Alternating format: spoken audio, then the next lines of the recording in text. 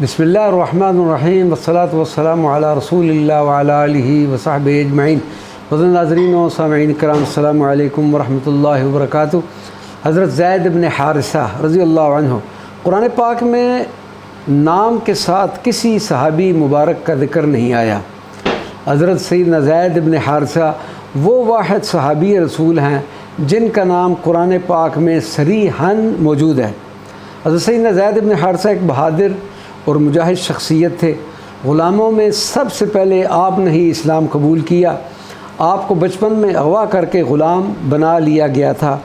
کئی ہاتھوں میں بکنے کے بعد سرکار دو عالم صلی اللہ علیہ وسلم کی خدمت میں پہنچے تھے۔ یہ خبر جب آپ کے والد حارثہ کو پہنچی تو وہ آپ صلی اللہ علیہ وسلم کی بارگاہ اقدس میں پہنچ گئے۔ سرکار دو عالم صلی اللہ علیہ وسلم نے حضرت زید کے والد سے فرمایا کہ اگر زید تمہارے ساتھ جانا چاہتا ہے تو میں اس کو تمہارے حوالے کرتا ہوں، لیکن حضرت زید نے والدین کے ساتھ جانے کے بجائے سرکار دو عالم کے ساتھ رہنے پر ترجیح دی۔ اس موقع پر آپ صلی اللہ علیہ وسلم نے عرب کے رواج کے مطابق حضرت زید کو اپنا منہ بولا بیٹا بنا دیا، لیکن بعد میں وہی قیامت کے ذریعے حضرت زید سے ہی تبنی کو ختم کر دیا گیا۔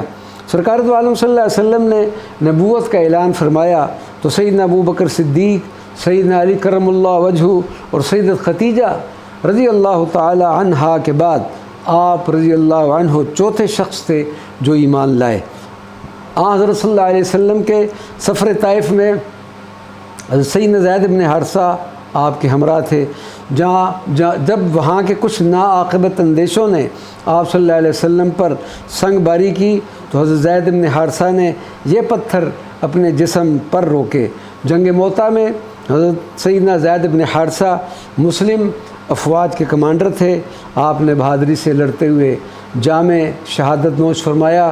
حضرت سیدنا زید بن حارثہ کی بارگاہ اقدس میں الحمدللہ ہم نے حاضری کا شرف حاصل کیا۔